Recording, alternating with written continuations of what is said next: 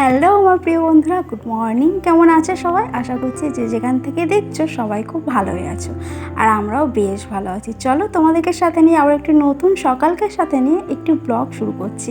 আশা করছি আজকের ব্লগটা তোমাদের একটু হলেও ভালো থাকবে। তো চলো সাথে থাকো। কি করছো সকালবেলা তুমি? জুস করছো? জুস কই? তাই তো, ফল কই যে জুস করবে? তাই তো।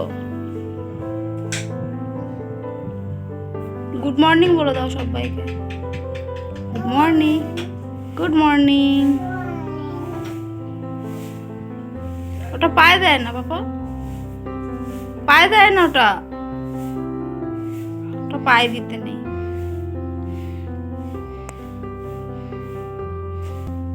রাগ হচ্ছে কেন? আমি এবার খাবারটা আনি।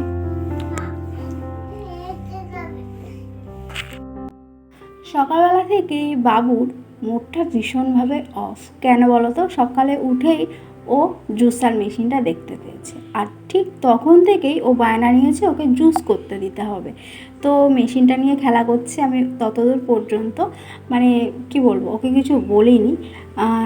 যদিও অনেকবার করে ফেলছে মেশিনটাকে, তাও আমি বকাবকি করছি না, কেননা সকালবেলায় একটু মানে ও এমনিতেই ওর মুডটা অফ, আর তার উপর যদি আমি বকাবকি করি তাহলে এমন কাণ্ড নেবে ওকে আমি আর খাওয়াতেই পারবো না। সেই জন্য দেখো, ওকে কিন্তু আমি একেবারেই বকাবকি করছি না, মানে মাথাটা ঠান্ডা করে ওকে নরম সুরে বোঝাচ্ছি যে মানা এখানে জুস করা যাবে না এটা দিয়ে।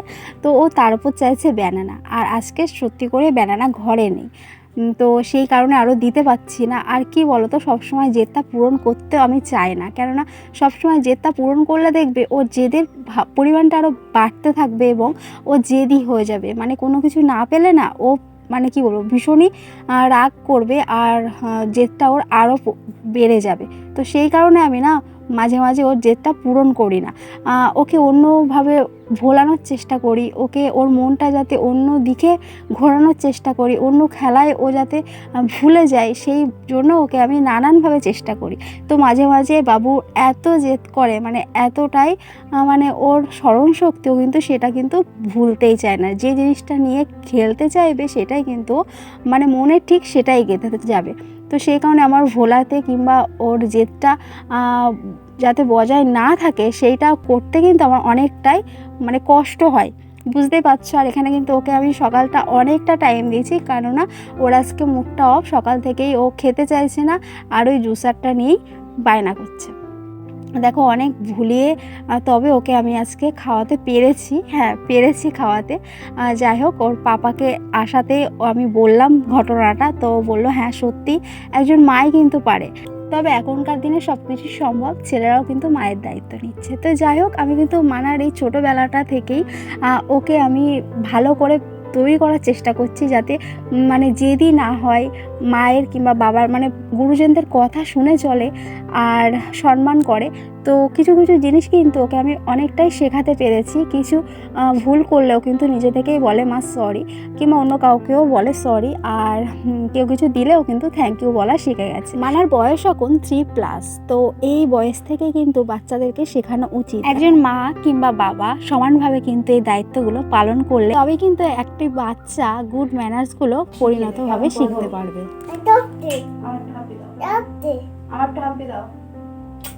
এই গেলে সব কি করবো, এরম করে ধরবো, এরম করে ধরে, এরম করে ধরলে তো কামড়ে নেবে হাতে।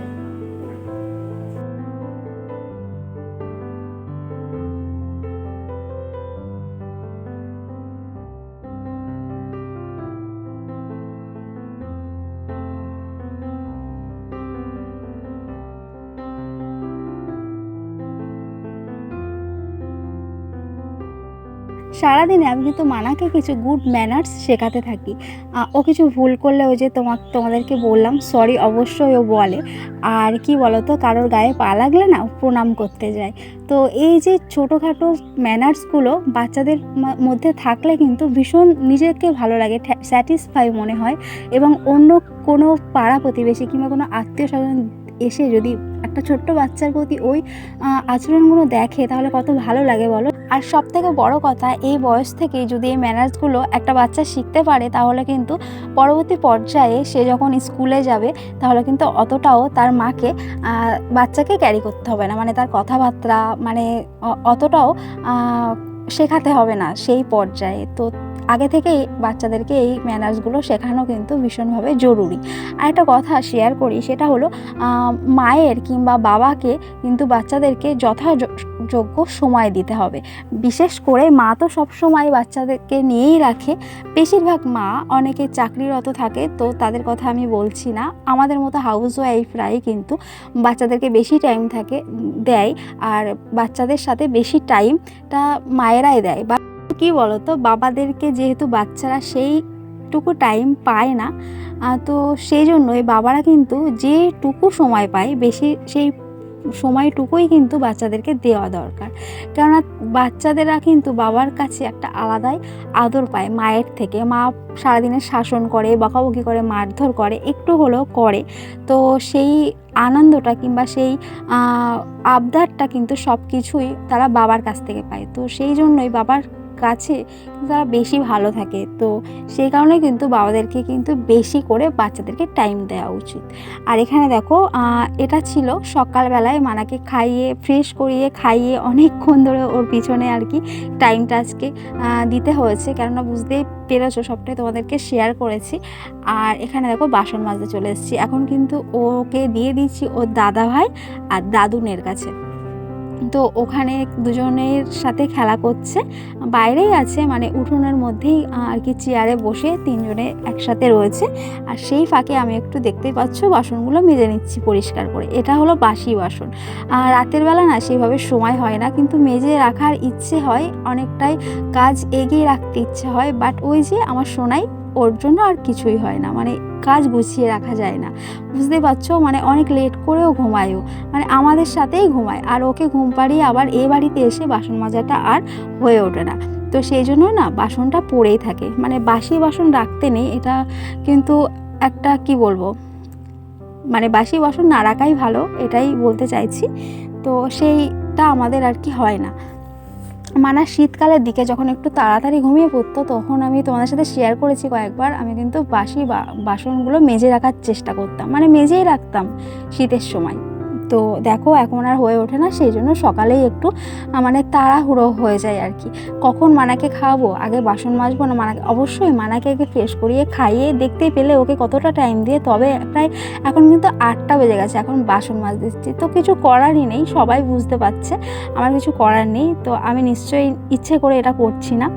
আর বাচ্চারা ছোটো থাকলে এমনটা হয়, তাতে কিছু করার নেই। আর এখানে দেখো আগে কিন্তু আমার যা সাদা মাছ চিংড়ি মাছ সবই বাছা হয়ে গেছে, বাট আমার বড়মশাই আবার আড়ত থেকে এই মাছগুলো নিয়ে এসছে। এটা অল্পই ছিল চিংড়ি মাছ, তো এখন আমি বাছতে লাগবো। তার মধ্যে দেখো আবার চালটা ধুয়ে দিচ্ছি। এটা ছিল আমাদের গরুর মানে আলাদা যেটা রান্না হবে সেই চালটা ধুচ্ছি, দেখতেই পাচ্ছ। এখানে চালটা ধুয়ে আবার এই হাঁড়ির নিচে আমি ন্যাপন দিয়ে দেবো ছাই দিয়ে। তো এই ন্যাপন দিতে তো আমার ভীষণই ভালো লাগে। আর যখন আইবুড়ো বেলাতে বাড়িতে দেখতাম মা, বড় মা, মেজো মা, ছোটো মা সবাইয়ের নাম করলাম, কেননা আমাদের ছিল জয়েন্ট ফ্যামিলি। তো যে যেদিন পারতো আর কি, সুযোগ যে যেদিন মানে সবাই মিলে আর কি কাজকর্ম করতো, তো ওরা আর কি দিত ন্যাপনটা। তো আমি তখন না ভাবতাম, খুব ইচ্ছে হতো ন্যাপন দিতে, তখন দিতে দিত না, কেননা বলতো তুই পারবি না ভালো করে, কালি উঠবে আর কি। তো যাই হোক, এখন কিন্তু নিজের সংসার, নিজের হাতেই সব কিছু, আমরা দু যাই মিলেই সব কিছু মিলেমিশে হাতে হাতে করে থাকি সংসারের কাজগুলো। আর শাশুড়ি মাও কিন্তু মাঝে মাঝে অনেক কিছুই হেল্প করে দেন, যেমন সকালের আনাজ বাছা থেকে শুরু করে বাচ্চাদেরকে ধরা কিন্তু কম ব্যাপার নয়। আমি যতটুকু কাজ করি, 2 বাচ্চাই কিন্তু আমাদের বাড়িতে দুষ্টু। বড় মানে জায়ের ছেলে কিন্তু একটু বড়, বাট ওরা আরও বেশি দুষ্টু, ওর কারণেই আমার ছেলেটা বেশি দুষ্টু হয়ে গেছে সত্যি করেই। তো দেখো এখানে মাছ বাছতে চলে এসেছি। আমার না এই চিংড়ি মাছের একটা আলাদা রকম যে রস আছে, তো মানে যে নাল নাল টাইপের একটা ওর মাথার ঘিনু টিনু একটা আলাদা রস আছে দেখবে, তো সেটা না আমার হাতে লাগলে না আমার হাতটা ভীষণ চুলকায়, বাট কিছু করার নেই। পরে নিয়ে এসছে মাছটা, তো যা তো এখন আর বাঁচতে পারবে না, ও চলে গেছে রান্নায়।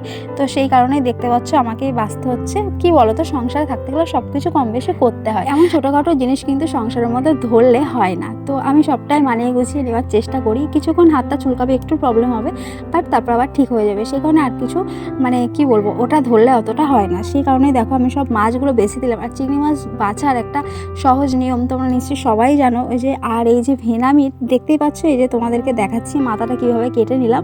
আর মাথাটা কিন্তু আলাদাভাবে বাটা হয়, বেটে আমাদের ওই যে রসটা সেটাতে আবার চচ্চড়ি কিংবা কোনো কিছু ভাজাভুজি হলে সেটাতে দেওয়া হয়, ভীষণ ভালো লাগে। হ্যাঁ, তো দেখো এখানে এই যে এবার এখন আমি হাত দিয়ে ছাড়িয়ে নিচ্ছি। আজকে আর বটি নিইনি, তাড়াতাড়ি করে হাত দিয়ে ছাড়িয়ে নিচ্ছি, যেহেতু অল্প কতকগুলি মাছ সেই জন্যই। আর প্রত্যেকটা খোসাই কিন্তু আমি ছাড়িয়ে নেবো, কেননা কি বলতো, চিংড়ি মাছ ভাজার পরে কিংবা রান্নার পরে কিন্তু এই যে খোসাটা ছাড়িয়ে খেতে আমার ভীষণই মানে কি বলবো বিরক্তিকর লাগে। ওই কারণে আমি যখনই মাছ ভাজতে আসি, মানে বিশেষ করে চিংড়ি মাছটা আমি না প্রত্যেকটা খোলা ছাড়িয়ে নিই। তো দেখো সেই কারণে একটু লেট হয়। আর এই ভেনামি মাছ, যেটা চিংড়ি মাছের না নাড়িটা অনেকটা নোংরা থাকে দেখবে পিঠের কাছে, ওটা কিন্তু পুরোটা বার করে নিতে হবে, নাহলে কিন্তু খাওয়ার সময় যদি চোখে পড়ে তাহলে ভীষণই অবঘেন্না লাগে। আর এখানে দেখো এই যে এভাবেই আমি নাড়িটা বের করে নিলাম। তো তোমাদের সাথে অনেক কিছু শেয়ার করছি, তো যদি তোমাদের মানে কি বলবো একটু হলেও ভালো লাগে থাকে, তাহলে কিন্তু আমাকে কমেন্ট করে জানিও, আমার ভীষণ ভালো লাগবে। আর আমার চ্যানেল যদি তোমরা কেউ নতুন হয়ে থাকো তাহলে কিন্তু সেটাও জানিও, আর আমাকে কমেন্ট করো। আর একটা কথা, সাবস্ক্রাইব করে বন্ধু হয়ে পাশে থেকে যাওয়ার রিকোয়েস্ট রইল, ঠিক আছে? তো চলো, দেখতেই পাচ্ছ মাছগুলো প্রায় বাছা হয়ে গেছে।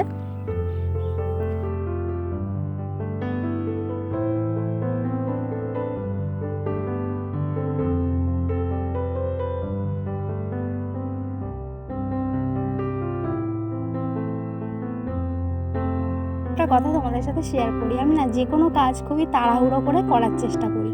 আর তার মধ্যে দেখো আমি মাছ কাটতে এলে আমার হাত কাটবে, আমি বাসন মাজতে এলে আমার বাসনের মানে খুন্তির কোনা লাগবে আমার, কিংবা মানে কি বলবো হাত কেটে যাবে, ছিঁড়ে যাবে, এমনটাই আমার সাথে হয়। কি বলো তো, যেহেতু বাচ্চা ছোট, যে কখন কোন দিকে কার কাছে আছে, কোথায় কান্নাকাটি করছে, হয়তো একটু বড় হয়েছে, মানে খেলাধুলো করছে, পড়ে যাচ্ছে, ছুটোছুটি করছে, সেই কারণে যখন যে কাজটা করি আমি খুবই তাড়াতাড়ি করার চেষ্টা করি। আর এই যে দেখো মাছের মাথাগুলো আলাদা করে নিয়েছি।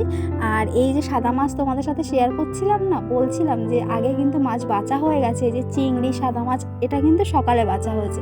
আর আমি আবার কয়েকটা মাছ এই যে এক্ষুনি তোমাদেরকে দেখালাম সেইগুলো বেছে নিয়েছি।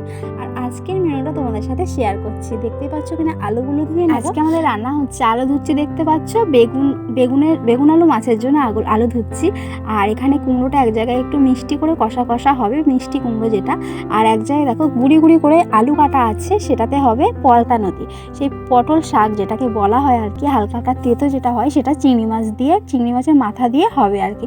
তো চলো আজকের ভিডিওটা এখানেই এন্ড করছি, দেখা হচ্ছে নতুন কোনো ব্লগে। ততক্ষণে তোমরা খুব ভালো থেকো, সুস্থ থেকো, এখনকার মতো টাটা।